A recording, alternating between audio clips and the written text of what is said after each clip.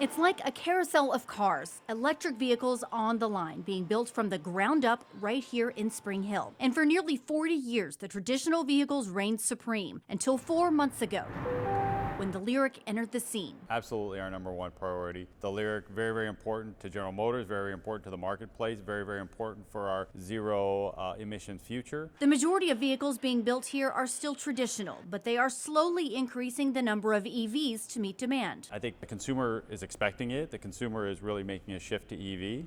And I think, our focus as a company and where we believe and where our values are of a zero emission future. This is what makes GM so unique. This is the only plant in the country where they are building regular gas guzzling vehicles on the exact same line right next to EVs. This makes our process a little bit unique here. When we go to marry this up underneath of the vehicle, the whole center section really is gone because this is where the battery sits. The process not without its obstacles. I think the biggest challenge is just the way the vehicle builds is quite a bit different than an internal combustion engine vehicle. And to be able to do those simultaneously has been a big challenge, but it's one that we've kind of been the pioneers of, to be able to do this. And it's been a challenge for our employees as well. They're used to building one type of vehicle, now we're asking them to build both. That AGC is going to come in and then it's going to line itself up.